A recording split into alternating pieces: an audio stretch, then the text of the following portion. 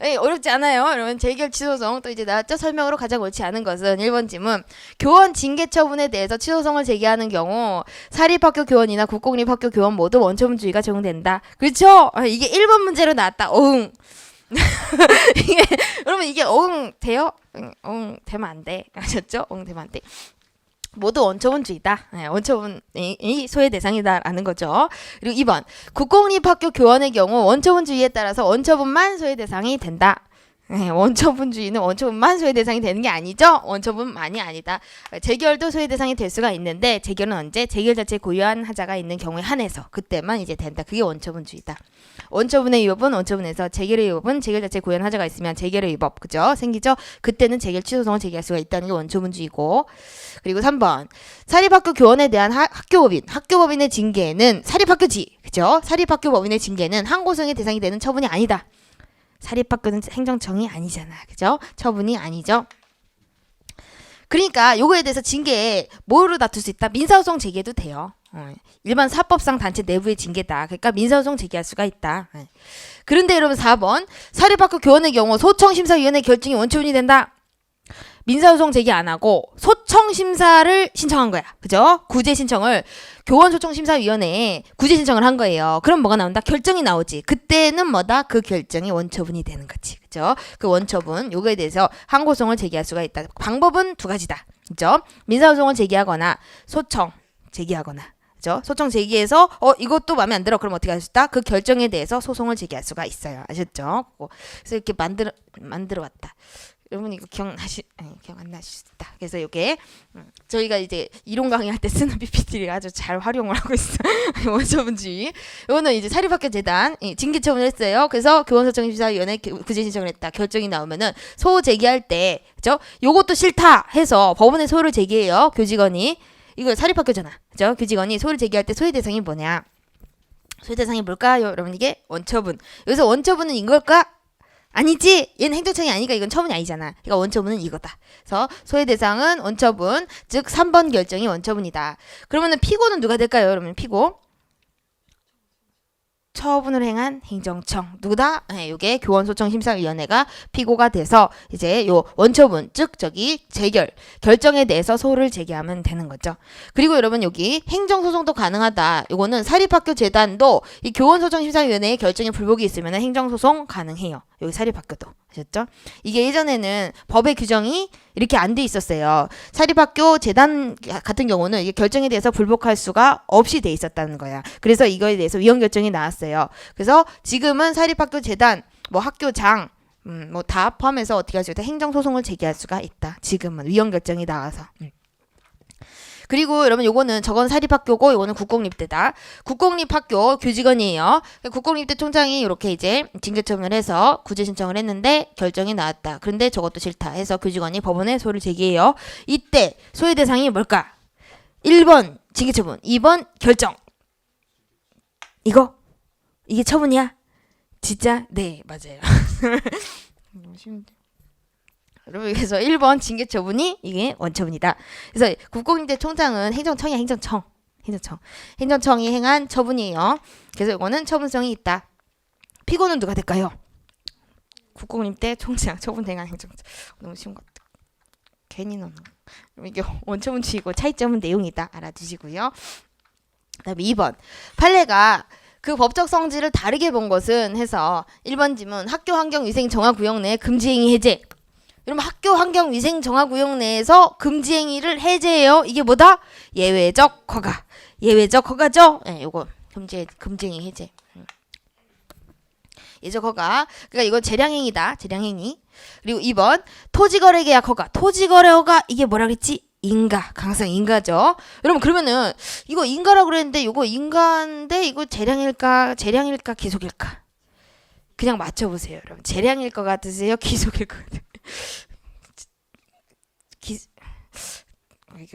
리걸 마인드로 찍어야 되는데 토지거래 허가 구역 제도를 왜 만들죠? 땅 투기 금지. 공익적인 거예요? 사익적인 거예요? 목적 자체가 공익적인 거죠. 공익적 요소를 많이 고려하지. 재량행위. 그래서 이게 인가지만 뭐다? 재량행위.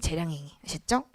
그리고 3번 사회복지법인의 정관병의 허가. 요거 뭐죠 여러분? 정관병의 허가가 아니라 인가죠? 네, 요거 인가다. 요것도 역시 재량행위. 공익적인 요소들을 많이 고려하는지 그거를 보고선 대략 짐작을 하셔야 된다. 네, 정확한 건 이제 법을 봐야 되는데 우리가 볼 수가 없으니까 너무 많잖아요 법이. 판례도 없는 게 있고. 그리고 4번 자동차 관리 사업자 단체의 조합 설립 인가. 여러분 여기서 자동차 관리 사업자 단체 조합 설립 인가. 이거만 보고선 조합 설립 인가 드디어 나왔어. 막 이러면 안 돼. 이러면 안 돼. 이거는 조합 설립 인가 특허. 그거는 뭐다? 재건축 재개발이어야 돼. 달동네를 아파트 단지 아셨죠? 그거 앞에 사업자 단체, 자동차 관리 사업자 단체, 이 사업자들의 단체, 사업자들의 모임인 요 조합 설립 인가. 요 인가는 뭐다? 인가예요, 인가. 아셨죠? 그래서 요거 허가 요거 다 인가다. 요것도 인가고. 아셨죠? 보충행위. 다 근데 희한하네. 다 재량행위네. 다 재량행위. 아셨죠? 그래서 이거 다 재량행위인데 요게 다르죠? 그럼 예외적 허가잖아. 요거 인가. 됐다. 보시고 그다음에 이제 3번 대집행 여러분 또 나왔죠? 제일 많이 나오는 게 대집행이야. 이제 4편에서 1번 보시면 대집행의 대상이 되는 행위는 법률에서 직접 명령된 것이 아니라 법률에 의거한 행정적인 명령에 의한 행위를 말한다. 아니다. 그죠? 법률에서 직접 명령된 것도 대집행의 대상이 될 수가 있어요. 이게 법규 하명이잖아. 법규 하명. 이거 아래 게 처분 하명이고. 법규 하명이든 처분 하명이든 따르지 않으면 뭐다? 대체적 자기 의무 위반. 그죠? 이렇게 되면은 대집행의 대상이 될 수가 있는 거죠. 자기를 명령해야 의무가 생기잖아. 그쵸? 그게 뭐다? 여기 법규 하명일 수도 있고 처분 하명일 수도 있다는 거죠. 하명이 명령이잖아. 그죠? 이렇게 해서 명령을 해서 이제 의무가 생겼는데 그게 대체적 자기 의무면은 가능하다는 거예요. 알아두시고. 그리고 2번 법령에서 정한 부작위 의무. 그리고 여러분 여기 이 법률에 조례에 포함될까요? 포함 안 될까요? 조례에서 직접 명령했다. 근데 그거를 이행을 안 한다.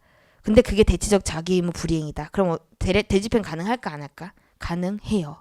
여기 조례도 포함하는 거예요. 법률에. 알고 계시고.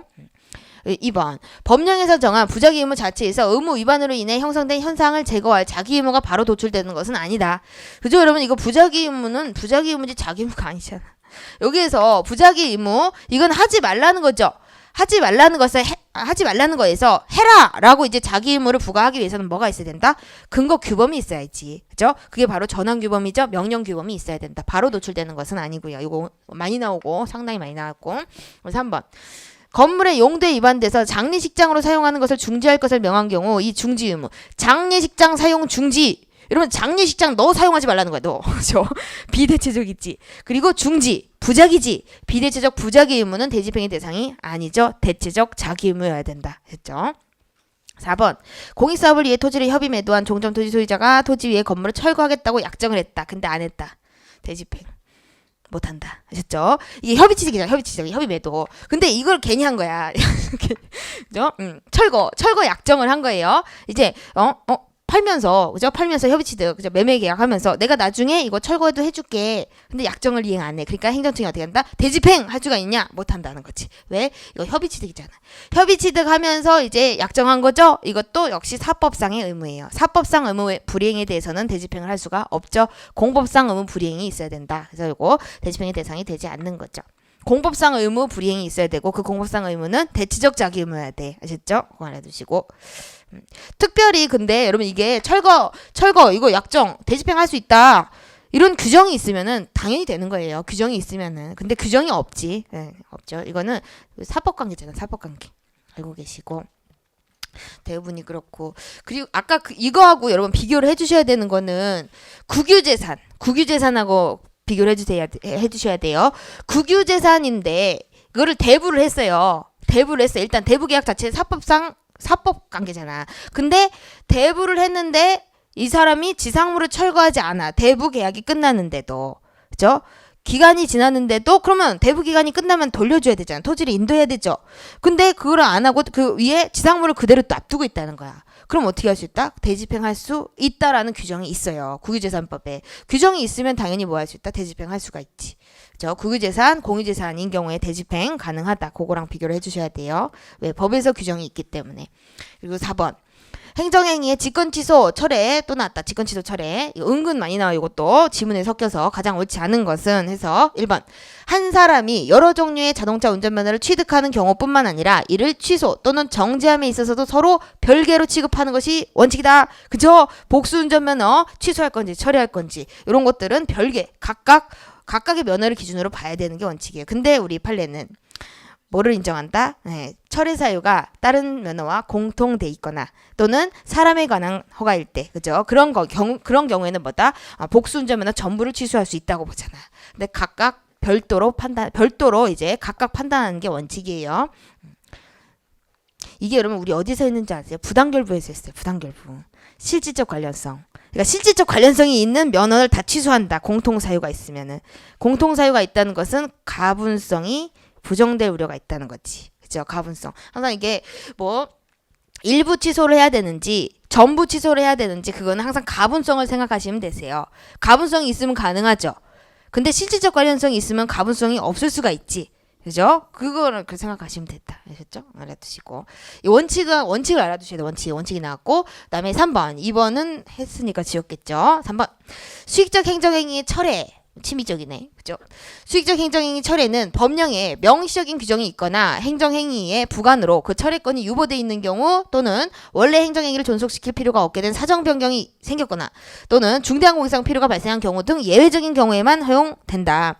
이건 기득권 침해 염려가 있잖아. 그죠? 기득권 침해. 그래서 우리 판례가 해석상 조금 이렇게 설시하고 있는 것들이 있어요. 우리가 저번 시간에 했는데. 그쵸? 철회 사유.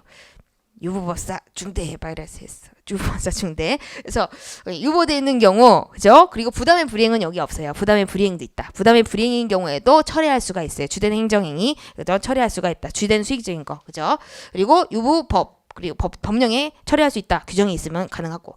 그리고 사정 변경이 있거나 또는 중대한 공상 필요가 있으면은 가능하다. 예외적으로 허용되는 거예요. 예외적으로 예외. 기득권 침해 우려가 있기 때문에. 여기서 이렇게 나오면 맞아요, 틀려요? 그러면 이게 수익적 행정행위 처리에는 반드시 법적 근거가 있어야 된다. 법적 근거. 다 5월이니까 5월. 그렇죠? 법적 근거가 있으면 당연히 가능하고 있어야 되는 건 아니지. 그쵸? 네, 법적 근거 필요 없어요. 취소 철회에 다 법적 근거 필요 없어. 아셨죠? 알아두시고. 특히 그런 거 빼고는 감독청의 뭐 철회 그런 거 빼고는 진짜 감독청의 철회 그런 거 빼고. 4번 철회 자체가 행정행위 성질을 가지는 것은 아니어서 행정행위인데? 이상하네? 철회 자체가 행정행위 성질을 가지는 것은 아니어서 행정절차법상 처분 절차를 적용해야 하는 것은 아니나 신뢰보호 원칙이나 비례 원칙과 같은 행정법의 일반 원칙은 준수해야 된다. 뒤에 보니까 왠지 괜찮아. 근데 앞에서 틀렸다. 여러분 이게 철회가 여기 수익적 행정행위 철회 같은 경우 이 철회가 뭐죠? 침입적이야. 침입적. 처분이에요. 처분. 그쵸? 그러니까 처분 절차를 거쳐야 돼요. 사전 통지를 해줘야 된다는 게 우리 판례다. 그래서 처분 절차 거쳐야 된다. 아니나 틀렸다. 특히 여러분 이게 철회 같은 경우는 부담적 행정행위 철회는 별로 문제가 안 되지. 부담적 행정행위 철회를 갖다가 다툰 사람이 좀 이상하지. 나한테 영업정지 처분이 나와서 그거 죄송합니다 잘못했어요 가지고 철회해줬어. 그죠? 근데 어떻게 됐다? 나중에 왜 철회해줘? 난 영업정지 그냥 하려고 그랬다. 이상하잖아. 그죠? 대부분 문제가 되는 게 이 철회 취소는요. 수익적인 게 문제가 되는 거. 수익적인 거. 그래서 수익적 행정행위 철회 요거는 침입적이죠. 침입적 처분이다. 그래서 사전 통지라든지 청문 절차 거쳐야 돼요. 알아두시고 그리고 행정법의 일반 원칙 당연히 준수해야 되죠. 법률 우위 원칙 알아두시고 그리고 5번 행정법의 대상인 행정에 대한 설명으로 가장 옳지 않은 것은 해서 1번 행정 여러분 이거 자꾸 생각 안 하겠지? 네. 적극적 미래 지향적 형성 작용이다. 형성하잖아. 질서 유지, 공공 복리, 주치. 안 좋다. 극부 행정 막 이런 것도 있고. 2번 국가 행정과 자치 행정은 행정 주체를 기준으로 행정을 구분한 것이다. 그죠? 여러분 이게 국가, 자치. 이제 국가가 하면 국가 행정, 지방자치단체가 하면은 자치 행정이죠? 이게 주체를 기준으로 나눈 거고요. 3번 행정법의 대상이 되는 행정은 실질적 행정, 실질적 의미의 행정이 하나다. 아니다. 우리는 제일 어려운 게 뭐다? 6편이다. 실질적 의미의 사법이 어렵지 않으세요? 아니요. 이거 행정심판 어렵잖아. 실적 의미의 뭐 입법, 사법 다 배우고 있죠. 우리 행정 입법도 하잖아. 행정 입법, 실적 의미의 입법이죠. 네, 다 이거 실적 의미의 행정에 하나는 게 아니고 입법, 사법 다 포함하는 거예요. 형식적 의미의 행정이면 된다. 알아두시고. 4번 행정은 그 법 형식을 기준으로 해서 공법 형식과 이거 그래서 틀린 거고 행정은 그 법 형식을 기준으로 해서 공법 형식의 행정과 사법 형식의 행정으로 구분할 수가 있다. 네, 공법 관계, 사법 관계의 형식. 저 공법 행정, 사법 행정 구별 기준은 뭐다? 형식을 기준으로 나누는 거. 형식. 공법 행정은 뭐죠? 공법의 규율을 받아서 공법 형식으로 하는 게 공법 행정. 사법 행정은 사법의 규율을 받아서 사법 형식으로 하는 게 사법 행정이에요. 형식을 기준으로 나눈다. 알아두시고. 그리고 6번 법률 유보 1번 법령의 규정보다 더 침입적인 조례는 법률 유보 원칙에 위반되어 위법하며 무효다. 여러분 이게 이거 좀 조심하셔야 돼요. 이게 저 사실 이 문제 나오고 뭐지 이랬는데 구급에서 이게 지방자치 관련돼 가지고 좀 나와서 조례와 관련해서 법령의 규정보다 더 침입적이에요. 이 말은 이미 법령이 있어. 이미 법령이 있는데 그와 관련해 가지고 어떤 조례가 또 만들어진 거예요. 근데 침입적으로 만들어졌어 조례가. 이미 법령이 있는데 이 상위법보다 더 침입적으로 조례가 만들어졌을 때 이 조례가 상위법을 위반했느냐 그게 문제가 되는 거죠. 우리 여기서 위법한 건 맞아요. 위법한 건 맞고 위법하니까 당연히 이 조례는 무효죠. 행정행위가 아니니까. 근데 여기에서 법률 유보 원칙이 위반되느냐? 유보가 아니다. 우위 원칙이에요. 우위 원칙. 깜짝 놀랐어요. 그죠? 그죠 여러분? 이게 지방자치 쪽에서 이제 좀 강론 쪽에서 좀 하는 건데 이제 좀 나왔어요. 조례. 뒤에 또 이제 있는데 그거 제가 또 말씀드릴게요. 요거 2번까지만 잠깐 하고 여기 2번이 쉽다. 법률 유보 원칙에서 요구되는 법적 근거는 자유법적 근거다. 맞죠? 조직법적 근거는 다 있고 1번 지문을 좀 볼게요. 그러면 1번 지문 요거 조례와 법률 우위 원칙에 대한 문제예요. 이게 조례와 법령이 이거 저희 기본 강의에서도 했어.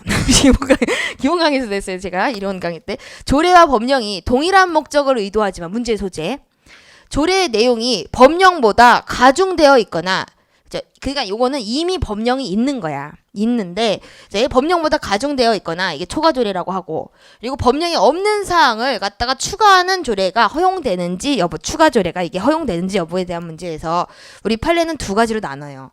이게 수익적 조례인지 침입적 조례인지. 수익적 조례는 이거 만들어도 괜찮다. 법률 우위 원칙에 반하지 않는다. 그리고 침입적 조례 요거 초과 조례 요거는 허용이 안 된다. 요거 이렇게 보는데 이 판례가 여기 있어요. 수익적 조례, 수익적이면서 초과 조례는 허용되는데 요게 생계 유지 어려운 자에게 생활보호법과 별도로 생계비 지급하자라는 조례 요거는 유효하다고 봤어요. 즉 이게 위법한 게 아니라는 거지. 법률 우위 원칙에 반하지 않는다. 특별히 법령이 전국적 일률적으로 규율하라는 취지가 아니다. 지방 실정에 맞게 별도로 규율하라는 취지라면 뭐다 이 조례는 유효하다. 위법하지 법률 우위 원칙에 반하지 않는다라고 봤어요. 그래서 이미 법령이 있고 조례가 만들어졌을 때의 문제라는 거. 그래서 이게 법령이 특별히 이렇게 전국적 일률적으로 규율하는 취지가 아니다. 그러면은 이거는 생계비 지급 조례는 이게 하자가 없다 이렇게 봤고 그리고 침입적 조례 같은 경우 이거 차고지학부 조례. 수원시 차고지학부 조례는 요거는 뭐냐면은 자동차를 산 사람은 자동차 등록을 해야 되잖아. 근데 차고지가 있어야지 자동차 등록이 돼. 차고지가 있으려면 얼마나 돈이 많아야 돼. 차고지가 있어야 돼. 차고지가 네 차니까 네 차고지에 넣어서 관리하라는 거죠. 자꾸 그 길거리에 차 대고 그러지 말고 주차. 그죠? 그거다. 근데 요게 법률 우위 원칙에 반한다고 봤어요. 차고지 확보 제도에 관한 조례안은 비록 그 법률적 위임 근거는 있다. 그러니까 상위법의 근거는 있어. 뭐 교통 질서의 이게 원활한 이게 수행을 위해서 어떤 이런 자체적으로 어떤 조치를 취할 수가 있다. 이런 법적 근거는 있어요. 상당히 추상적이야. 그러니까 그래도 법적 근거는 있지만 그 내용이 차고지를 확보하게끔 해라. 이런 내용은 없어. 상위법에. 그래서 차고지 확보 기준 및 자동차 등록 기준에 관한 상위법엔 그런 내용이 없기 때문에 이 제한 범위를 초과해서 침입적이죠. 그래서 이거는 법률 우위 원칙에 반한다고 봤어요. 그쵸? 법률 유보 원칙에는 반하지 않아. 왜? 자체적으로 정할 수가 있잖아. 그리고 법적 근거 추상적이어도 되죠. 사실은. 조례에 대한 위임은 추상적, 포괄적 위임도 가능하잖아. 그러니까 법률 유비 원칙에는 반하지 않아. 추상적이어도 괜찮아. 근데 문제는 이게 차고지가 있어야지 차 끌고 다닐 수 있어. 그래 너무 심각하다, 그죠? 너무 침입적이다. 그래서 이게 뭐다? 무효다라고 봤어요. 무효다. 그래서 두 가지로 나눠서 알아두세요. 그래서 여러분 제가 또 이제 한번 보고 가시라고 제가 판례 이런 것 때문에 자꾸 시간이 가네. 이제 없겠지? 없겠지. 이제 판례. 이거 판례예요. 조례가 법령과 별도의 목적에 기하여 규율함을 의도하는 것으로서 그 적용에 의하여 법령 규정이 의도하는 목적과 효과를 전혀 저해하는 바가 없다. 조례를 이거를 시행한다 해서 상위법을 저해하는 바가 없다는 거예요. 별도의 목적이 있기 때문에 요때는 괜찮다는 거예요. 요때 조례. 그리고 또 양자가 동일한 목적에서 출발한 것이라 할지라도 국가의 법령이 반드시 그 규정에 의하여 전국에 걸쳐 일률적으로 동일한 내용을 규율하는 취지가 아니고 각 지자체가 그 실정에 맞게 별도로 규율하는 것을 용인하는 취지다. 그러면은 조례가 국가 법령이 위배되는 것은 아니다라고 봤어요. 근데 우리가 지금 본 거는 요거하고 관련이 돼 있지. 동일한 목적. 교통 수요 때문에 그렇게 하는 거잖아요. 그죠? 그렇다 하더라도 이제 그 수익적인 거는 가능하고 침입적인 거는 이제 너무 가혹한 그런 요건을 설정하면은 조례는 상위법에 위반된다고 봤다. 알아두시고. 그다음에 이제 6번 아직 안 끝났다. 4번.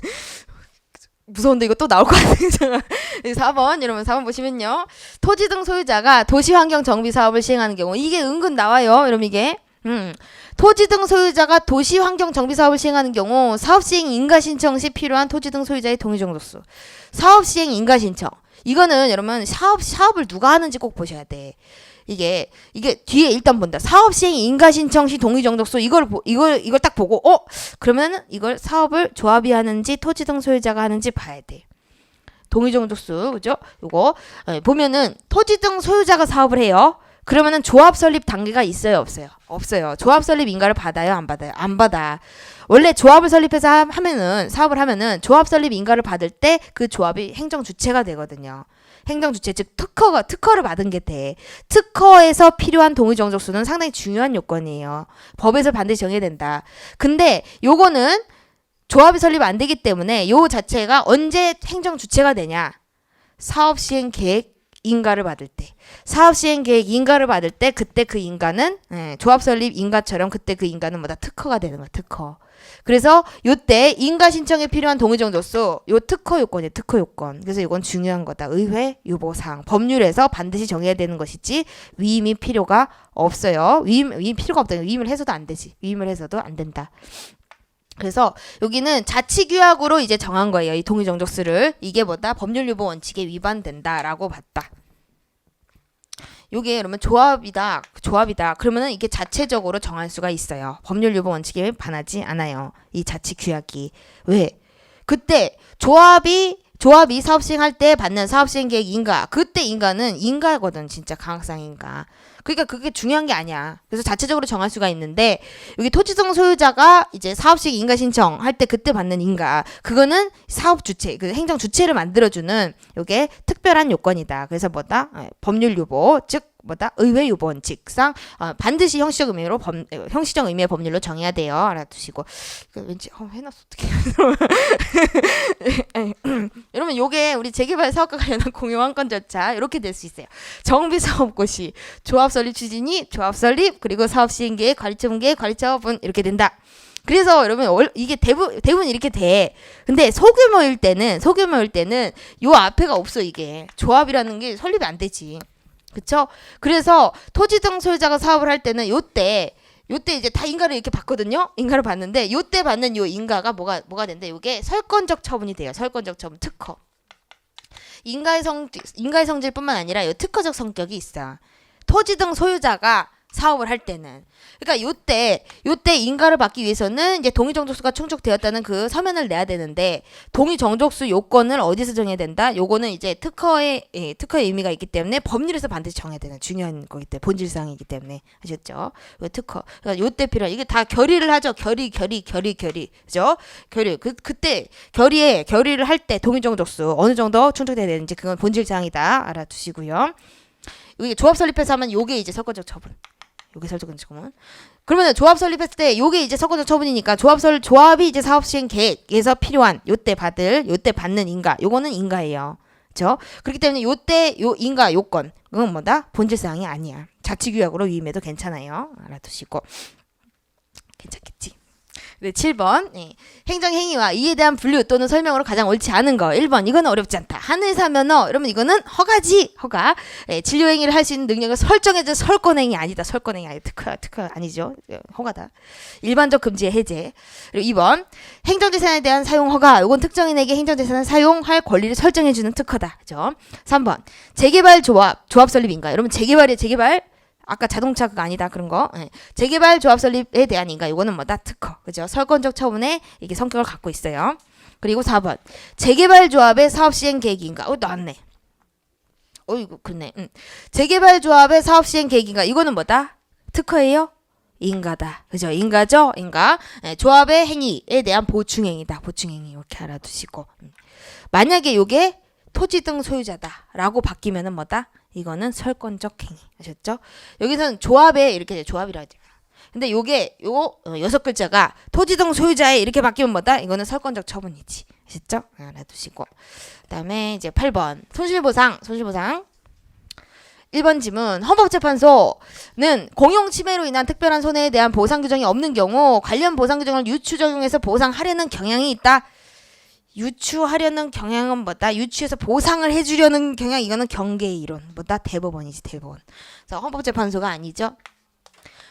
관련 보상 규정이라도 유추해가지고 보상을 해주려는 거는 이건 경계이론이잖아. 그러니까 대법원이죠. 우리 대법원 입장.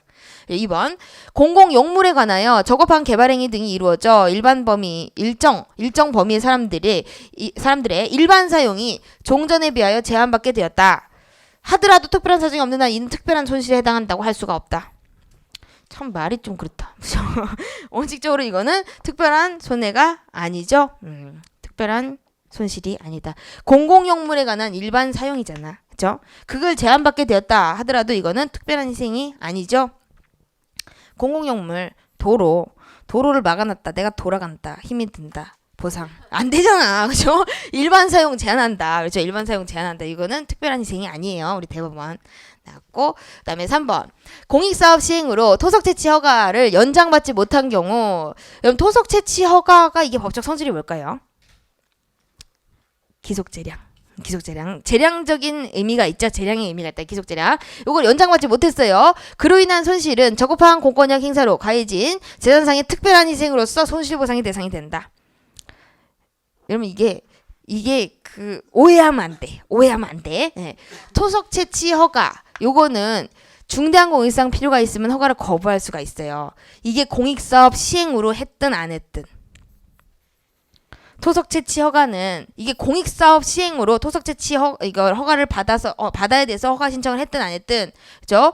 공익사업 때문에 이렇게 하든 안 하든 상관없이 토속 채취 허가 그 자체는 뭐다? 중대한 공익상 필요가 있으면 허가를 거부할 수가 있는 거예요. 그래서 요거 공익사업 시행으로 이렇게 연장받지 못한 그로 인한 손실 요거는 뭐다? 기대이익이야.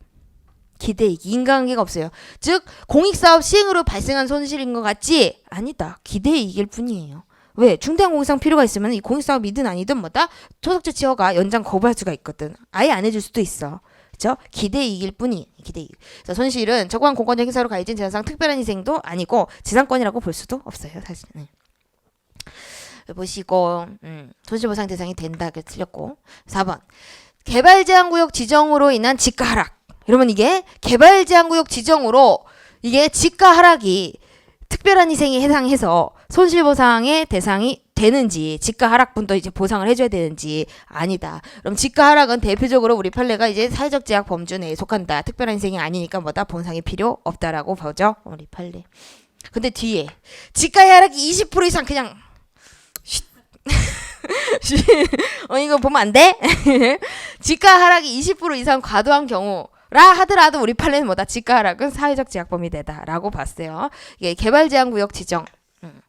요 자체 합헌이죠? 합헌이고 지가 하락은 요거는 어쩔 수 없는 거다. 그죠? 요 제도 자체로 인해서 발생하는 어쩔 수 없는 손실이라는 거죠. 특별한 손실이 아니라. 그죠?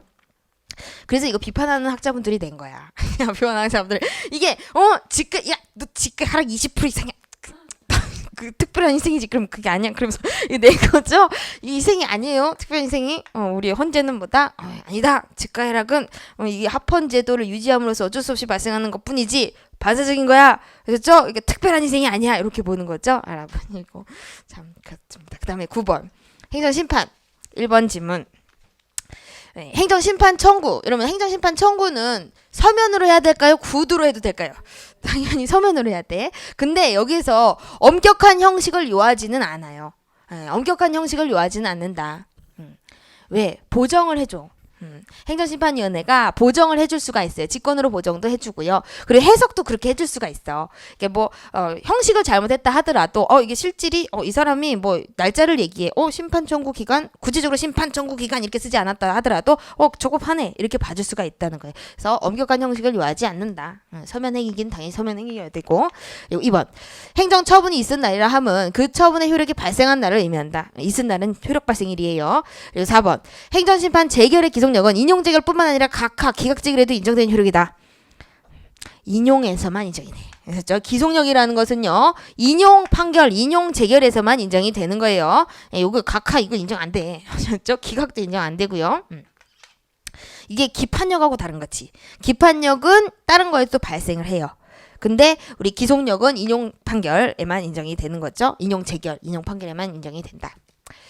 그리고 10번. 이제 10번. 10번 이제 이거는 의무이행 확보 수단에 대해서 나왔어요. 보시면 A시장은 새로 확장한 시청 청사 1층의 휴게 공간을 가백의 커피 전문점 공간으로 임대를 했다. 시청 청사에 뭐를 지금 커피 전문점 임대를 한 거예요. 이건 뭐다? 행정재산의 목적 외 사용. 행정재산이잖아. 행정재산. 그쵸? 행정재산, 국공유재산 중에 행정재산이죠. 무슨 재산? 공용재산. 그죠? 공용재산.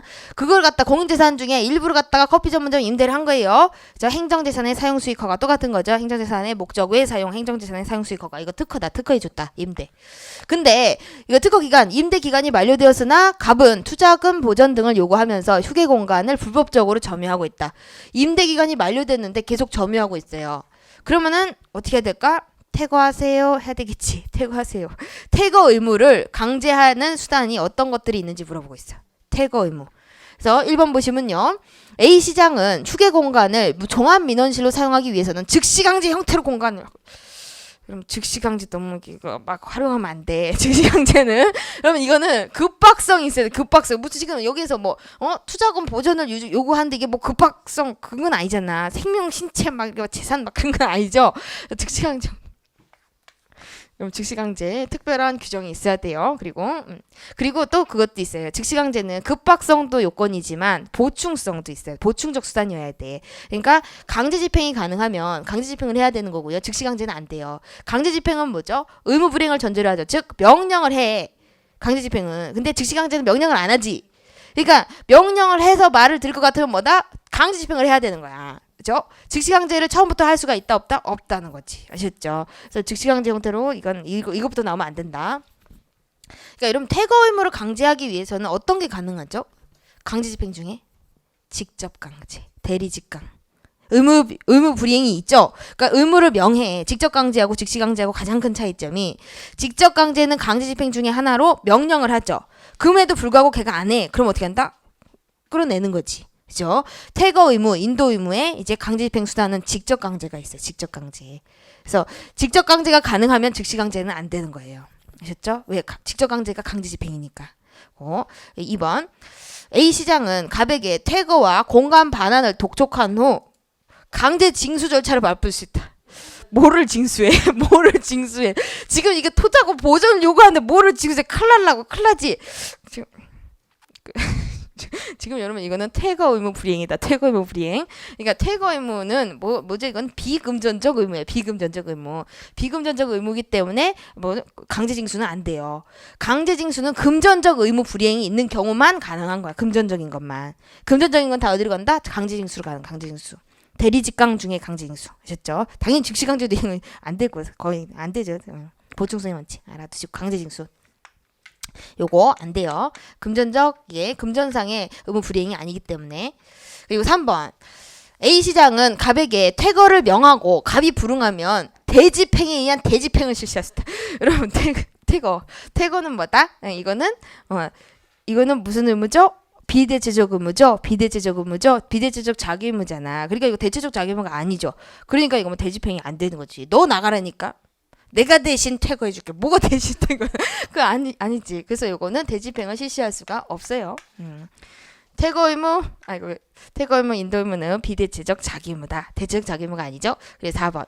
A 시장은 갑에 대하여 변상금을 부가 징수할 수가 있고, 지금 무단점유 하고 있지. 무단점유. 부가 징수할 수 있으며, 원상회복 명령을 하거나, 갑을 상대로 점유 이전을 구하는 민사소송을 제기할 수가 있다. 이렇게 민사소송이 가능해요. 민사소송. 대부분 민사소송이 가능하다. 이게 여러분 참 그런 게 직접 강제가 없죠. 직접 강제가 없지. 직접 강제 가능할 수도 있는데 직접 강제도 법령에 규정이 있어야 돼. 근데 우리 여기 공유재산 및 물품관리법에는 직접 강제의 근거 규정이 없어요. 법률 유보 원칙상 직접 강제 하려고 해도 침입적이니까 당연히 법적 근거가 있어야 되잖아. 법률 유보. 근데 근거 규범이 없어. 그래서 직접 강제가 안 나온 거야. 그래서 요게 나왔어. 근거 규정이 없으니까 민사소송 제기할 수 있다. 요거에 민사소송.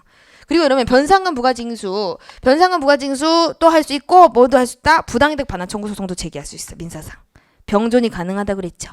그거 또 하나 알아두시고요. 그쵸? 즉시강제 나오고 강제징수 나오고 대집행 나왔다. 아셨죠? 알아두시고 뭐 이렇게 참 속어법으로 풀면은 괜찮을 것 같아. 속어법으로. 이게 딱 눈에 들어오진 않잖아요. 그죠? 이게 원상회복. 이게 답인지 아닌지. 그러니까 속어법으로 조금 푸시면은 괜찮을 것 같아요. 그다음에 11번. 판례가 행정소송의 대상이 아니라 민사소송의 대상이라고 판단한 것만을 보기에서 모두 고른 것은 그래서 니은번 공립유치원 전임 강사 나왔다. 공립유치원 강사에 대한 해임 처분의 시정 및 수령 지체된 보수지급 청구 소송. 이건 뭐로 제기한다? 당사자 소송. 공법관계. 그죠? 당사자 소송이다. 공법관계예요. 그래서 이 강사, 공립유치원 강사에 대해서 이게 임시 공무원이다라고 보고 있어요. 임시 공무원. 공무원에 준하는 지위를 갖고 있다. 그리고 디귿번 도시 및 주거환경정비법상 관리처분 계획안에 대한 조합총회 결의 효력을 다투는 소송. 이거는 당사자. 그죠? 아니지. 인가를 받기 전이에요. 인가 전 당사자, 인가 후 항고. 그죠? 인가 후 항고. 그죠? 당사자. 역시나 이거 민사 아니고. 그리고 기억번. 개발부담금 부가처분 취소로 인한 그 과온합금 반환을 청구하는 소송. 이거 또 났다. 우리 저번에 또 났지. 이게 뭐다? 부당이득이잖아. 부당이득. 이거 맨 끝에 지문에 있었어. 내가 기억해. 그죠? 예. 과온합금 부당이득이지. 그러니까 민사지. 그죠? 취소되면 소급해서 무효가 되는 거죠. 이거랑 비교. 그러면 뭐가 있었죠, 여러분? 부가가치세 방금 그 당사자. 그리고 리을번 공무원의 직무상 불법행위로 손해를 받은 국민이 국가 또는 공공단체에 배상을 청구하는 소송. 국가배상 청구죠. 이거는 민사죠. 우리 실무. 그리고 미음번 하천구역 편입토지 보상에 관한 특별조치법 규정에 의한 손실보상금 지급을 구하거나 손실보상 청구권 확인을 구하는 소송. 일단 하천 손실보상이다. 뭐다 이게? 공법관계. 그죠? 공법관계로 당사자 소송을 제기하면 돼. 당사소송. 여러분 이거는 되게 중요해요. 손실보상에서 판례 중에 진짜 중요한 판례예요. 이게 예전에는 하천법상 손실보상 청구권을 뭐로 봤다? 사건으로 봐서 민사소송 제기하라고 그랬어. 이게 손실보상 청구 소송을. 근데 지금은요. 이 하천법상 손실보상 청구권 자체를 공권으로 봐서 당사소송으로 다퉈야 돼요. 그거 알아두시고. 전원합의체로 바뀐 판례다. 알아두시고요. 왜래? 그다음에 이제 12번 피고적격. 또 피고적격이 나왔죠. 피고적격이 은근 많이 나와요.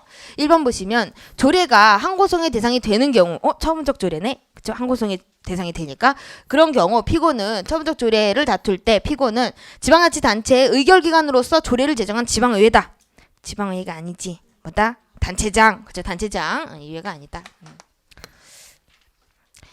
지방의회가 피고가 되기 위해서는 지방의회가 내부 행위를 해야 돼요. 그 내부 행위에 대해서는 걔가 뭐가 된다? 의결기관이 아니라 합의제행정청이 되는 거지. 이거 외부적인 거잖아. 조례는. 공포권자, 집행권자인 단체장이 되고요. 만약에 교육조례다. 그러면은 이게 시도교육감이 되는 거예요. 그리고 2번 대리권을 수여받는데 불과. 대리가 나왔어요. 대리권을 수여받는데 불과해서 자신의 명의로는 행정처분을 할 권한이 없는 행정청의 경우 대리관계를 밝힘이 없이 그 자신 명의로 처분을 했다. 이러면 안 되는데 그렇게 했네. 그죠? 이 경우 그에 대하여는 이제 처분 명의자인 당의 행정청이 항고송의 피고가 되어야 하는 것이 원칙이다. 그쵸? 여러분 이게 자신 명의로 행정처분을 했다. 그러면 명의자가 피고가 되는 거죠. 명의자가 피고가 된다. 명의자가 누구예요? 여기서 대리청. 피대리청이 본인이죠. 피대리청이 대리를 당하는 사람이 본인이잖아. 피대리청이라고 하고 피대리청이 지금 원래 피고가 돼야 되지. 근데 얘가 지금 대리권을 수여받은 요 대리청이 대리관계를 밝혔어요? 안 밝혔어요? 안 밝혔잖아. 그러니까 이렇게 정리를 하시면 되죠. 네. 대리관계 이걸 현명이라고 하는데 대리관계를 밝힌 경우 표시한 경우, 현명한 경우 하고 대리관계를 밝히지 않은 경우, 그죠? 않은 경우 나눠서 이제 대리관계를 밝혔다. 요거는 대리관계를 밝혔다는 거는 요렇게 이런 식으로 A 대리인 B 이렇게 했다는 거예요. 얘가 피대리청, 얘가 본인, 그리고 얘가 대리청이 되는 거죠. 근데 이렇게 밝혔으면은 처분을 이렇게 해서 했어. 그러면은 국민이 봤을 때 이거는 A가 한 거네 라고 알 수 있지. 그러니까 요때는 피고가 누가 된다? A가 돼요? B가 돼요? 저기서. 대리관계를 지금 여러분 대리관계를 밝혔어요. 그러면은 이 처분은 얘가 한 거로 보여져요? 얘가 한 거로 보여져요? 일반 국민이 봤을 때. 여기 바뀌었어. A 대리인 B. B가 나다. 근데 이거는 명의자가 누구로 보는 거예요? A 대리인 B라고 하면 명의자가 지금 누구야? 얘가 명의자인 거야. 본인. 그죠? 왜? 대리행의 효력은 본인에게 기속되기 때문에 요건 다 아는 거야. 우리 국민들이. 그렇기 때문에 이렇게 대리인이라고 이게 대리합니다. 내가 대리합니다. 이 사람을. 그러니까 이 사람이 처분 명의자입니다. 라고 밝힌 거예요. 이렇게 해서 이제 대리관계를 밝혀가지고 처분을 했다. 저렇게 대리인 썼다. 그럼 뭐다? A가 명의자가 되는 거야. A를 피고로 하는 거고요. 만약에 밝히지 않았다. 그런 경우에는 원칙. 밝히지 않았다는 건 뭐죠? 처분을 B 이렇게 했다. 그러면은 내가 다 알고 있어. 눈 감아둬라. 이거 대리해서 했지? 국민이 그렇게 봐요? 못 봐요? 못 보지? 그러니까 이건 뭐다? 당연히 B지. 자기 명으로 했잖아. 근데 예외적으로 국민이 알아. 이거는 대리를 한 거야. 이거 장관을 대리해가지고 한 거야. 이거 상대방이 알아요. 그러니까 안 경우. 알았거나 알 수 있었던 경우.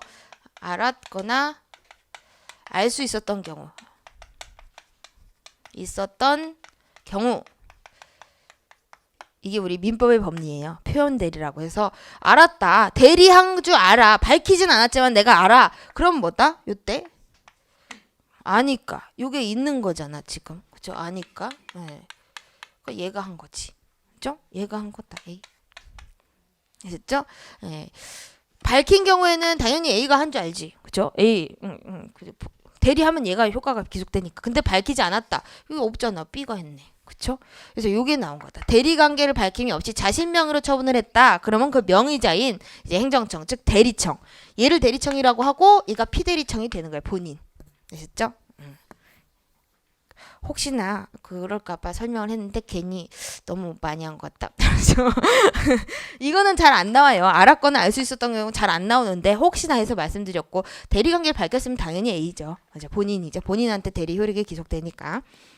그리고 3번 취소소송은 다른 법률의 특별한 규정이 없는 한 그 처분 등을 행한 행정청을 피고로 하며 당사소송은 국가공공단체 그 밖의 권리주체를 피고로 한다.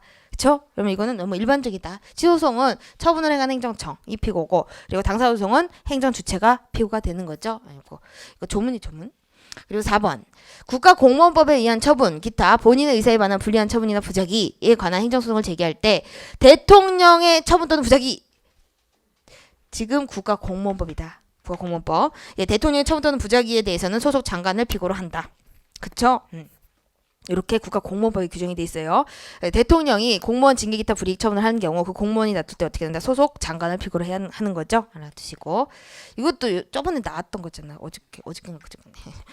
계속 나온다. 그리고 13번 또 절차법 나왔죠? 여러분 계속 나오는 거예요. 행정절차법 꼭 나온다. 1번 또 나왔다. 네, 이게 당사자의 청문 신청권 또는 당사자의 청문. 1번 행정청이 법인이나 조합 등의 설립 허가 취소 처분을 할 때는 청문을 해야 된다. 여기 신청이라는 말이 있어 없어? 이제는 뺐다. 이제 네, 서울시는 빼고 지방직은 넣는다 막. 여러분 이게 청문을 해야 되는 게 아니죠. 당사자가 신청한 경우에 하는 거지. 신청한 경우에가 빠졌어. 청문을 반드시 해야 되는 건 아니에요. 신청을 한때 하는 거다. 또 생략자유 없어야 되고 그런 거죠. 그리고 이게 그리고 당사자 청문 신청권 인정되는 거 모든 침입적인 게 아니라 그랬죠. 모든 침입적 행위가 아니다. 그죠? 이게 이런 거 설리퍼가 취소. 또 뭐가 있었지? 인허가 취소. 그리고 신분 자격 박탈. 그죠? 인신설 해가지고 인신설이 도대체 뭔지 모르겠죠. 어쨌든 1호, 2호, 3호예요. 그래서 맨 앞에 글자 인신 앞에 글자 설. 이거 보시고 그다음에 2번 행정청에 처분을 구하는 신청을 전자문서로 하는 경우, 이메일로 하는 경우 행정청의 컴퓨터 등에 입력된 때 신청한 것으로 본다. 그러면 이게 전자문서로 할 때는 뭐다? 효력이 입력된 때 효력이 발생하는 거예요. 신청도. 우리가 저번 때는 어떻게 됐었죠? 이거는 처분을 구하는 신청이고, 그죠? 처분을 할 때는 그때도 어떻게 송달 받을 자의 컴퓨터에 입력된 때 효력이 발생한다 그랬지. 도달된 것으로 본다 그렇게 돼 있잖아. 이거는 그거하고 이제 조금 다르게 내려고 이렇게 구하는 신청을 냈다. 그죠? 행정처의 컴퓨터에 입력된 때 송달 받을 자가 아니다. 송달 받을 자 이상하지. 그렇게 나온 적이 있어요. 진짜 여러분 이게.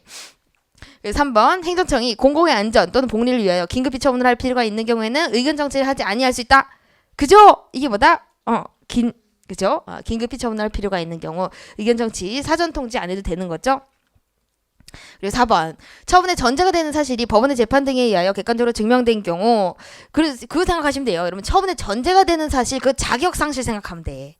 자격 상실 그게 판명이 되면은 반드시 일정한 처분을 해야 되지. 근데 그 자격 상실되었음이 법원의 재판 등에 의해서 객관적으로 판명이 됐어요.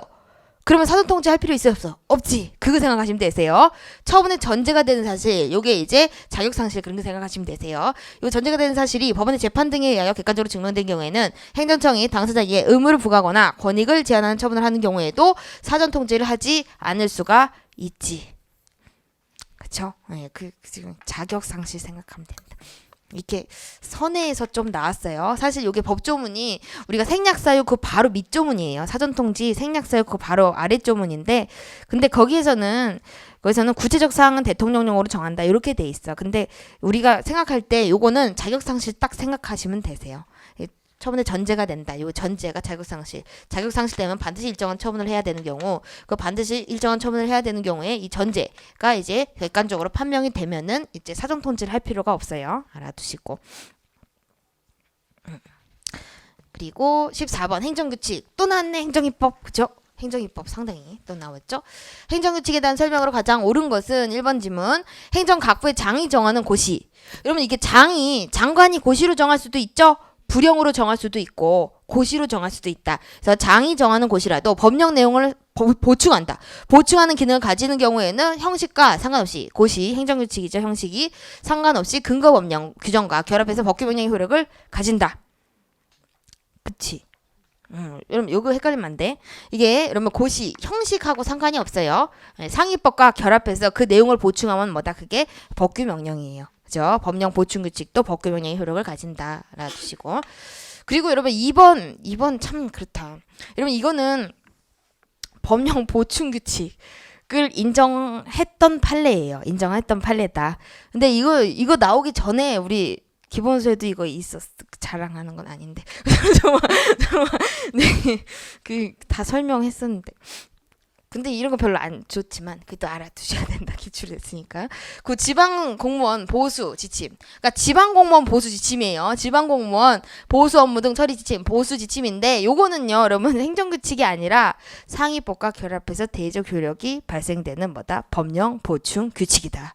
이거 법령 보충 규칙이에요. 행정규칙의 성질이 아니라 법규명령의 성질을 가져요. 법령 보충 규칙을 인정을 했다. 근데 요거는 조금 암기를 좀 그때그때 해주시는 게 좋아요. 이게 왜 이렇게만 딱 나오는데 이게 위임이 잘 됐는지, 그죠? 위임 받은 범위 내에서 잘 정했는지 그거 어떻게 알아? 그쵸? 그래서 이거 조금 암기가 좀 필요하다. 지방공무원 보수 지침. 근데 참 그것도 있어요. 여러분 교육공무원 보수 지침도 있다. 교육공무원. 여러분 이게 지방공무원이 아니라 교육공무원 보수 지침은 행정규칙이에요. 참. 근데 그게 혹시 나올까 싶긴 한데 안 나오겠죠. 설마 그걸 이렇게 또 내고서 또 비교 팔리는 교육공무원 보수 지침이 있어요. 이거는 지방공무원 보수 지침이고요. 교육공무원 보수 지침은 그건 행정규칙이다. 참 내부적 효력만 있다. 그래서 좀 달라요. 그러니까 이거 법을 봐야 되는데 법을 봐도 사실은 잘 몰라. 왜 법관의 보충적 해석에 의해서 이거 위임을 잘 받은 범위 내에서 잘 정했네 하면은 잘 된 거예요. 아셨죠? 그다. 그래서 지방 공무원 보수 지침 이거보다 법규 명령, 법령 보충 규칙. 그리고 여러분 법령 보충 규칙이 하나가 더 있어요. 4번. 항상 이거 2번하고 4번이 연관이 있는 것 같아. 여러분 항상 문제 푸실 때도 2번하고 4번 유의해서 보세요. 아까도 2번, 4번 같이 나왔는데 4번 보시면 2014년도 건물 및 기타 물건 시가표준액 조정 기준. 여러분 2014년도 건물 및 기타 물건 시가표준액 조정 기준인데 이 시가표준액이 이행강제금의 기준이 돼요. 이행강제금. 이행강제금의 부과 기준이에요. 요거는 이게 상위법의 위임에 따른 것이지만 행정규칙의 성격을 가진다. 위임을 받아서 위임받은 범위 내에서 잘 정했다고 봐서 뭐로 봤다? 법령 보충규칙을 인정했어. 법령 보충규칙. 그래서 요거 행정규칙이 아니라 법령 보충규칙이에요. 법령 보충규칙. 시가표준액 조정 기준, 행정규칙. 그죠? 근데 위임을 받아서 상위법과 결합해서 대적 효력을 발생시킨다 해가지고 법령 보충규칙을 인정을 했어요. 두 가지 좀 암기를 해주세요. 지방공무원 보수지침 그리고 시가표준액. 요거 건물 및 기타 물건 시가표준액 조정 기준. 요거 이행강제금의 부과 기준이 돼요. 시가표준액. 요거 두 개 법령 보충규칙 인정을 했다. 법규명령으로서 대적 효력이 있어요. 요게 여러분 이게 서울시에서 나왔잖아요. 지금 우리 서울시 하잖아요. 이게 뒤에 우리 이번에 경찰 3차 시험이 있었어요. 12월 달에. 작년이구나. 작년에. 네. 3차에서 나왔다. 작년 서울시에 나와서 경찰 3차에 또 재탕이 나왔어요. 재탕이. 그래서 이거 좀 이렇게 알아두시고요. 그리고 3번 아직 안 끝. 3번 해야 돼. 3번. 저도 그냥 너무 법령에 근거를 둔 고시. 법령에 근거를 뒀대요. 위임을 받았다는 거예요. 둔 고시는 상위법의 위임 범위를 벗어난 경우에도 법규명령으로서 기능한다. 아니다. 이게 고시는요. 위임도 받아야 되지만 위임 받은 범위 내에서 제대로 정해야지만 그게 뭐가 된다? 상위법과 결합해서 대적 구속력이 발생하는 거예요. 위임 범위를 벗어났다. 그러면은 법규명령으로서 기능하는 게 아니라 행정규칙에 불과한 거야. 행정규칙에. 아셨죠? 대적 구속력을 인정할 여지가 없다라고 했어요. 위임 범위를 벗어난 고시는 요거는 상위법에 위임을 받았다 하더라도 대적 구속력을 인정할 여지가 없다. 이렇게 봤다. 알아두시고 그리고 15번 부관 또 나왔다. 부관 맨날 나오지. 그죠? 1번 질문 부담은 행정청이 처분을 하면서 일방적으로 부과할 수도 있지만 부담을 부과하기 이전에 상대방과 협의해서 부담의 내용을 협약 형식으로 미리 정한 다음 처분을 하면서 이를 부과할 수도 있는 거죠. 우리 계속 나오고 그리고 2번 행정청이 수익적 처분을 하면서 사전에 상대방과 체결한 협약상의 의무를 부담으로 부과했는데 부담의 전제가 된 주된 행정처분의 근거 법령이 개정돼서 부과를 붙일 수 없게 된 경우 이 협약의 효력이 당연히 소멸한다. 소멸 안 한다 그랬지. 어디서 많이 봤다? 아까 봤다. 그죠? 아까 봤다. 이게 중요해서 안 지웠어요. 일부러 그냥 지울 거 그랬나 보다. 네. 소멸한다. 소멸 안 해. 알고 내시고요. 그리고 3번 부과는 행정의 탄력성을 보장하는 기능을 갖는다. 기능을 갖겠지. 그것도 혹시나. 이거 부수적 의사표시니까 수익적인 거 하나 해주면서 하고 싶은 말을 할 수가 있죠. 어떤 기한을 둔다든지, 그죠? 또 어떤 뭐 기부채납 해라라고 또 명령을 한다든지 탄력성을 보장한다. 왜 이러니? 이게 PPT가 잘못 내가 그래. 16번 정보공개 판례 입장과 일치하지 않은 것도 정보공개 어렵지 않게 나왔죠. 1번 질문 정보공개법상 공개 대상이 되는 정보는 공공기관이 직무상 작성 또는 취득해서 현재 보유 관리하고 있는 문서. 그러면 이게 당연히 공개 대상이 되는 정보는 현재 가지고 있어야 되겠지. 가지고 있어야지 그걸 공개해달라고 청구하지. 근데 뒤에 반드시 원본일 필요는 있어요, 없어요? 없어요. 사본 공개해줘도 된다. 사본 공개 청구해도 돼요. 그리고 사본 공개해줘도 되고. 이거 상당히 많이 나왔어요. 그리고 2번 지방자치단체의 업무 추진비 세부 항목별 집행 내용 및 그에 대한 증빙 서류에 포함된 개인에 관한 정보. 여러분 요거는 지방자치단체 업무 추진비 세부 항목별 집행 내역이에요. 집행 내역. 어디에다 돈을 쓰는지. 근데 거기에 포함된 개인에 관한 정보, 이 개인의 인적사항을 얘기하는 거예요. 인적사항에 관한 정보 이거 공개해야 돼요? 안 해야 돼요? 하면 안 돼요. 사생활 침해 우려가 있다. 그래서 이거는 비공개다. 집행 내역에 포함된 개인에 관한 정보예요. 이거 가려야 된다. 부분 공개는 할 수 있죠. 부분 공개해야 되지 사실. 요 인적사항 가리고 해야 되죠. 집행 내역. 요거는 이제 지방자치단체의 재정 투명성을 위해서 해야 될 필요가 있다. 알아두시고. 3번. 지방자치단체 또한 법인격을 가짐으로 공공기관 정보기관 관한 법률 정보공개법 제5조에서 정한 정보공개 청구권자인 국민에 해당한다. 이러면 우리 정보공개 청구권자는 어떻게 규정을 하고 있죠? 모든 국민은 정보의 공개를 청구할 권리를 가진다. 그렇게 돼 있죠. 여기에서 여기 모든 국민에 지방자치단체가 포함되느냐? 포함 안 된다. 여기에서 이거 구렁이가 담을 넘어가면 안 돼. 그래서 법인격을 가지니까 왠지 여기에 해당할 것 같지? 아니다. 정보공개 청구권은 이거는 뭐다? 기본권이에요. 기본권. 그래서 기본권 향유자만 요거를 주장할 수가 있는 거죠. 권리를 주장할 수가 있다. 그래서 요거 지방자치단체는 이제 기본권의 향유자가 아니라 기본권의 수범자. 그러니까 정보공개 청구권을 행사하는 국민 입장에서 정보공개 청구권자가 아니라 정보공개 의무자예요. 의무자. 정보를 공개해줘야 되는 의무자지 이거는 정보공개 청구권자가 아니라는 거예요. 알아두시고 정보공개 의무를 지는 공공기관에 해당한다. 공공기관. 국민이 아니고. 그렇죠? 4번 이미 다른 사람에게 공개해서 널리 알려져 있다거나 인터넷이나 관보 등을 통하여 공개해서 인터넷 검색이나 도서관에서의 열람 등을 통해서 쉽게 알 수 있다는 사정만으로 소외이익이 없다고 할 수 없다. 이러면 이거는 뭐다? 네이버 쳐봐. 네이버 쳐봐. 이게 정보공개 거부 처분, 그죠? 취소성에 소이익이 있는가? 그죠? 정보공개 거부 처분, 그죠? 거부 처분 취소성에 소이익이 있는가? 쉽게 알 수 있다는 사정만으로 소이익이 없다고 할 수 없다. 있다는 거지. 있다는 거다. 아셨죠? 있다. 알아두시고. 그리고 이것도 이제 계속 나오는 거고 17번. 여러분 이게 계속 나온다는 그런 느낌을 가지셔야 돼요. 그런 느낌을 가지시려면은 자꾸 반복해서 좀 보셔야 돼. 그죠? 강의 듣기 전에 문제를 한번 풀어보셔야 돼요. 17번. 소 종류의 변경에 대해서 한 문제가 나왔어요. 기억번. 소의 종류의 변경은 직권으로도 가능하다. 여러분 우리 소 변경은 두 가지가 있어요. 행정소송법상 소 변경. 소 종류의 변경이 있고 처분 변경으로 인한 소 변경이 있다. 둘 다 뭐다? 직권으로 절대 안 돼요. 직권으로 이게 소 변경은 여러분 이건 처분권주의예요. 처분권주의. 그죠? 당사자한테 소를 바꿀 건지 바꾸지 않을 건지 뭐가 있다. 결정권이 있는 거예요. 직권으로 안 돼. 아셨죠? 신청이 반드시 당사자의 신청이 있어야 돼요. 당사자의 신청이 있어야 된다. 소 종류의 변경 직권 안 된다. 반드시 신청이 있어야 된다. 그리고 니은번 항소심에서도 소 종류의 변경은 가능하다. 소 종류의 변경이 언제까지 가능한지 아니? 라고 물어보고 있죠. 사실심이니까 당연히 가능한 거죠. 항소심에서도 가능하다. 상고심에서는 안 되지. 예, 그건 법률심이니까. 그리고 디귿번 당사소송을 항고소송으로 변경한다. 이거는 소 종류의 변경이네. 그죠? 요거 가능할까? 가능해요. 여러분 가능하다. 왜? 당사소송 조문이 있어요. 준용 조문이 있다. 42조 21조 준용한다. 이렇게 규정이 있다. 허용되지 않는다. 틀려가. 이것도 은근 나와요. 디귿번. 네. 그래서 요거 알고 계셔야 돼요. 기억 니은 디귿번은 여러분 이건 좀 잘 알아두셔야 돼요.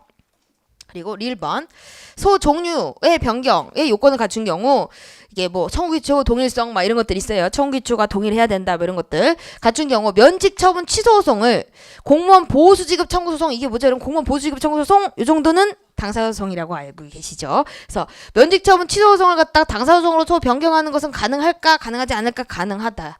그죠? 요게 소 종류의 변경이라는 걸 아니라고 물어보고 있는 거지. 그죠? 청구 기초의 동일성이 있어야 돼요. 그런 경우에는 사실관계가 비슷해야 된다는 거지. 그런 경우에는 취소소송을 당사소송으로 변경하는 거 가능하다. 당사자를 항고로 바꿔도 되고 항고를 당사자로 바꿔도 된다는 얘기예요. 위에 거는 당사자 항고, 이거는 항고를 당사자. 아셨죠? 그거 알아두시고요. 됐고 18, 왜 이렇게 시간이 왜 이렇게 빠를까? 빨리 가야 돼. 사자승계. 그럼 이제 가장 옳지 않은 거 1번 지문. 위법한 개별 공시가 결정에 대하여 그 정해진 시정 절차를 통하여 시정하도록 요구하지 않았다는 이유로 위법한 개별 공시가를 기초로 한 과세처분. 그러면 이게 개별 공시가 결정과 과세처분이에요. 이 과세처분 등 후행행정처분에서 개별 공시가 결정 위법을 주장할 수 없도록 하는 것은 수인 한도를 넘는 불이익을 강요하는 것이다 라고 했지. 개별 공시가 결정과 과세처분 사이에는 하자승계가 예외적으로 허용되죠. 수인 불가 예측 불가하기 때문에 이거를 개별 공시가 결정을 이걸 고지를 해준다 안 해준다? 안 해준다. 토지 소유자 각각한테 개별적으로 이제 이때 당시 판례가 그랬다는 거예요. 고지를 안 해줬어요. 그러니까 개별 공시가 결정이 나왔는지도 모르지. 근데 그거를 갖다가 못 다투게 한다. 계속해서. 그런 건 뭐다? 수인 한도를 초과한다라는 거죠. 불이익을 강요하는 것이다. 그래서 하자승계가 결론적으로 인정이 되는 거예요. 여기서 여러분 제조사 결정 막 그런 말 없지. 그죠? 제조사 결정을 통지받았는데 다투지 않았다 이런 말 없죠? 그러니까 하자승계 인정된다. 예외적으로. 근데 제조사 결정의 그 통지를 받았는데도 안 다툰다. 그러면은 그거는 원칙으로 돌아가서 별개. 그러니까 못 다툰다. 그렇게 되는 거고요. 2번. 사업 시행 계획, 관리처분 계획. 이거 나왔었다. 앞에서. 그죠? 서로 별개의 법률 효과. 그래서 하자 승계 인정 안 된다는 거죠. 그래서 취소 사유인 하자가 관리처분 계획에 승계되지 아니한다. 이렇게 해서 하자 승계가 부정되고.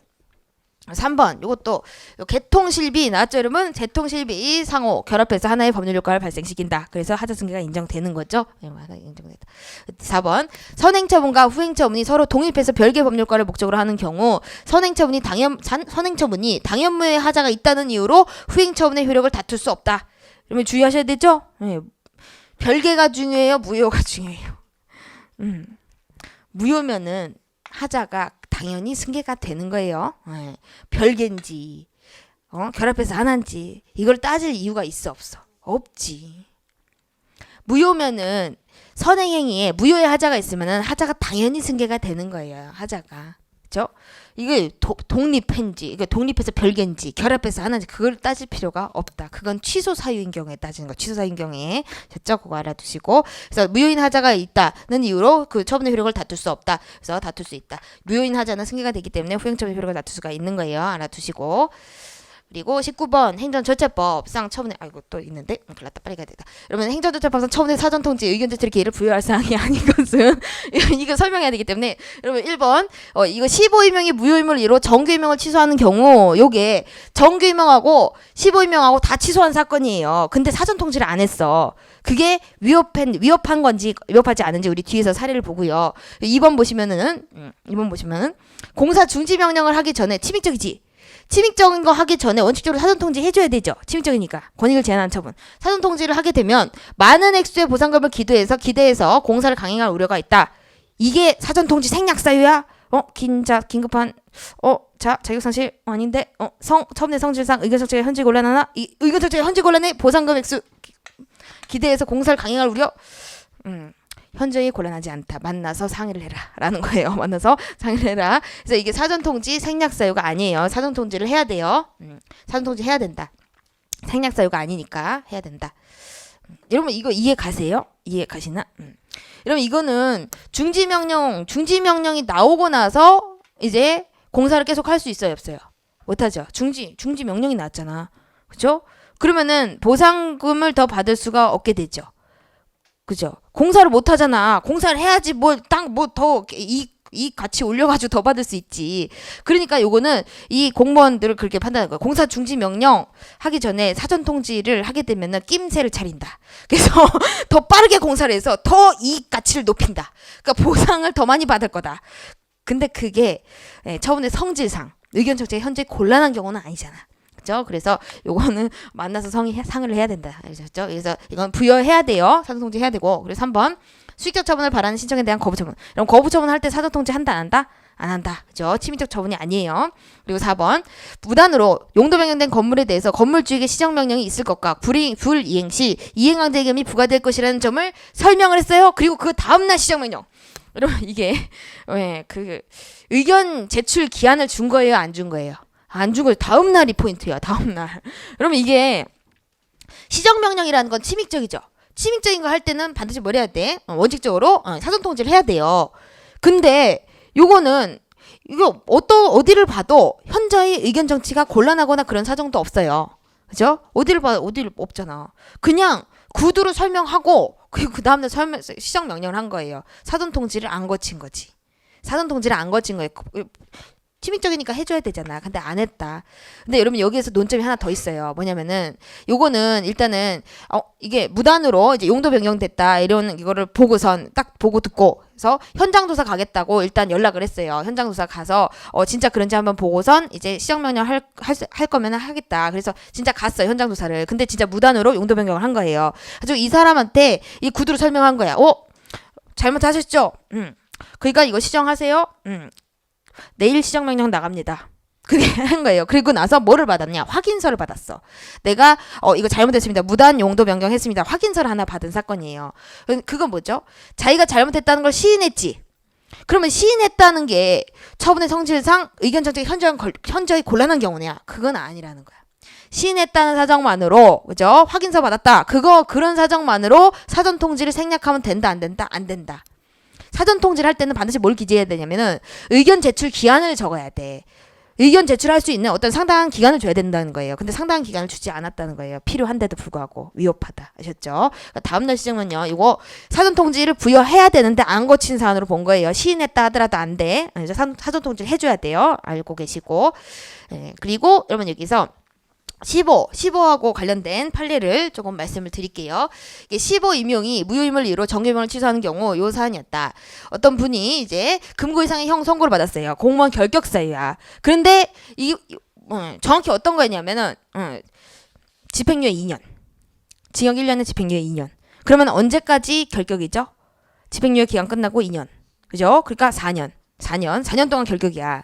근데 여기 3년째보다 15 임용을 받았어. 여러분 15이면 공무원이잖아. 그죠? 이게 뭐가 있다? 공무원 결격 사유가 있지. 뭐가 있다? 무효 사유다. 능력 요건 흠결이에요. 공무원 임용 요건은 능력 요건 그리고 성적 요건, 뭐 자격 요건 이렇게 있거든요. 근데 능력 요건 흠결이라 무효다 무효. 3년째, 4년째 그건 또 모르지만 그죠? 근데 또 이게 15 임용 잘 거쳤다 해가지고 어떻게 다 4년 후에 정규임용을 받았어. 정규임용. 여기는 뭐가 있다? 일단은 4년이 지났기 때문에 요거는 무효 사유인 하자는 없어. 결격 사유는 없어. 여기는 뭐가 있다? 취소 사유. 즉 경력 요건 흠결. 이게 무효니까 없었던 거지. 15로서 일한 경력이 없었죠. 그리고 나서 바로 정규임용이 된 거잖아. 그러니까 요거는 경력 요건 흠결이에요. 이게 없잖아. 정규임용 되려면 15를 거쳐야 되는데 이거 15가 무효니까 없는 거잖아. 그러니까 이거 경력 요건 흠결이야. 이건 취소 사유. 네. 그러니까 나중에 이게 5년 후에 이게 다 취소가 됐다. 근데 문제는 요거 다 취소할 때 사전 통지 청문 절차를 안 거쳤어요. 그럼 이게 위협하냐 문제가 된 거예요. 그래서 이 사람은 위협하다 해가지고 취소송을 제기했어요. 어떻게 됐을까? 그럼 이게 어떻게 됐을까요? 이겼다. 이겼다. 이게 여러분 여기 절차하자로 위협하다라고 봤어요. 왜냐면은 정규임용 처분 취소 처분을 할 때 여기 취소 처분을 할 때 행정 절차에 준하는 절차를 거치도록 하는 규정이 없어. 요 정규임용 취소, 요 취소 사유는요, 여러분 취소 사유, 그죠? 요거는 우리 국가공무원법이라든지 어떤 절차 규정에 구체적으로 절차 규정이 없어요. 국가공무원법에 특히나. 그죠? 그래서 행정절차에 준하는 절차를 거치도록 하는 규정이 없고, 그리고 처분의 성질상 행정절차를 거치기 곤란하거나 불필요하지도 않아. 그죠? 그러니까 이게 생략사유도 아니라는 거예요. 그러니까 뭐다? 안 했죠? 그러니까 이거는 행정절차법 적용이 제외되는 경우가 아니기 때문에 행정절차 안 거쳤죠? 그럼 위협하다는 거예요. 위협하다. 그러니까 절차하자가 있어요. 절차하자가 이거 알아두시고. 그래서 사전 통지를 해줘야 돼. 왜? 행정절차에 준하는 절차를 거치도록 하는 규정이 없어요. 이 취소 사유는. 무효 사유는 있어요. 무효 사유는 있어요. 결격 요건 다 국가공무원법의 규정이 있어요. 근데 취소 사유는 없다. 그렇기 때문에 행정절차에 준하는 절차를 거쳐야 되는데 안 거쳤다. 그러니까 뭐다? 위협하다는 거죠. 행정절차법이 적용이 된다는 거예요. 알아두시고. 그럼 확인을 꼭 해주세요. 네, 그 다음 20번. 드디어 이런 마지막. 그죠? 이제 그래서 아까 그거는 15명이 무효이고 이제 그거가 무효니까 정규명을 취소할 때는 사전 통지를 해야 된다 말아야 된다? 해야 된다는 거야. 해야 된다. 아셨죠? 해야 된다. 20번 국가배상 책임. 여러분 20번 진짜 맞죠? 저 번호를 안 봐서 20번 저 이자가 보였어요. 이자 이거 하고 빨리 끝내는 걸로. 빨리는 아니다. 국가배상. 여러분 국가배상 책임이에요. 가장 옳지 않은 거 1번. 국가배상 책임에서의 법령 위반에는 여러분 위법행위가 있어야 되죠. 공무원의 직무집행이 위협해야 되잖아. 그죠? 법령 위반에는 널리 그 행위가 객관적인 정당성을 결여하고 있는 경우도 포함된다. 객관적 정당성 결여도 뭐다? 법령 위반에 해당하는 거죠. 우리 항고송의 위협보다 넓게 본다. 그죠? 우리 통설 판례가. 그리고 2번. 담당 공무원이 주택 구입 제도, 주택 구입 대부제도와 관련해서 지급보증서 제도에 관해 알려주지 않은 조치. 그럼 공무원이 요걸 이렇게 혜택이 있는데 이걸 안 알려줬다고 이걸 국가배상 들어간 거예요. 그 국가배상 인정이 됐을까 안 됐을까? 안 됐지. 법령 위반에 해당하지 않아요. 이게 알려주지 않았다. 이게 여러분 이게 부작이잖아 부작이. 부자이가 문제가 되기 위해서는 뭐가 있어야 된다? 항상 자기 의무가 있어야 돼. 자기 의무가 있음에도 부작위를 해야지 그게 어떻게 문제거리가 되는 거예요. 근데 이거는 부작인데 그러면은 이게 자기 의무가 있냐? 즉 고지 의무가 있냐? 알려줘야 되는 의무가 있냐? 없다라고 본 거예요. 고지 의무가 없기 때문에 알려주지 않은 조치. 이거 자기 의무성이 없어서 부작위는 위협하지 않다라고 본 거죠. 하나 두시고 고지 의무는 참 그렇죠. 이렇게 자꾸 다툰다. 3번 공무원의 직무집행이 법령이 정한 요건과 절차에 따라 이루어졌다. 그럼 위협한 거예요? 적법한 거예요? 적법하지. 그리고 그런데 이라도 그 과정에서 개인의 권리가 침해됐다. 그러면 법령 위반에 해당한다. 법령 위반이 아니지. 그리고 법령 위반이 아니라며. 적법하죠? 여러분 이거 조심하셔야 되는 게 개인의 권리가 침해됐다. 그러면 당연히 이게 국가배상 청구권 요건이 성립되는 게 아니에요. 뭐가 있어야 된다? 위협성이 인정이 돼야 돼. 근데 지금 법령이 정한 요건과 절차에 따라 이루어졌다. 그렇죠? 그러면 이건 적법한 거잖아. 국가배상 청구권 성립 요건이 다 갖춰져야 돼요. 다 갖춰져야 된다. 위협성도 있어야 되고 침해도 있어야 되고 침해로 인해서 손해가 있어야 된다. 근데 요거는 이게 적법하잖아. 근데 손해가 발생했다. 그러면 소급해가지고 적법했던 게 위협하게 돼요? 아니지. 요건들이 다 갖춰져야 되고 요건 상관은 섞이지 않아요. 그죠? 요게 적법한데 손해가 발생했다고 적법한 게 위협하게 돼? 아니다. 손해 발생은 따로 있어야 돼. 알겠죠? 손해 발생은 다른 별도의 요건이에요. 알아두시고 4번 드디어 마지막 여러분 되게 죄송합니다. 4번 교육공무원 성과상여금 지급 지침에서 기간제 교원을 성과상여금 지급 대상에서 제외했다. 이거에 대해서 이에 대해 국가배상 책임이 있느냐? 이러면 이게 기간제 교원을 성과상여금 지급 대상에서 제외했는데 성과상여금 지급을 언제 하는 거죠? 이거는 전년도 그죠? 그 어떤 사무를 어떻게 잘 했는지 그걸 전년도의 성과를 평가해가지고 나중에 후년도 다음 연도에 얼마를 올려줄까 상여금을 더 줄까 이걸 판단하는 거잖아. 근데 여기서 문제된 거 기간제 교원은 1년 미만이에요. 1년 미만. 1년이야 1년. 1년도 안 돼. 근데 뭘 평가해? 전년도에 어떤 잘했는지 그거를 성과를 평가해가지고 후년도 그죠? 다음 연도에 이제 성과 상여금을 주는 거잖아. 이 상여금 제도 자체가. 근데 기간제 교원은 기간이 너무 짧기 때문에 이거를 갖다가 제외했어요. 기간제 교원에 대해서는 성과 상여금 제도가 적용되지 않아요. 그렇다 하더라도 기간제 교원에서 이 기간이 너무 짧기 때문에 적법하다는 거예요. 적법하다는 거.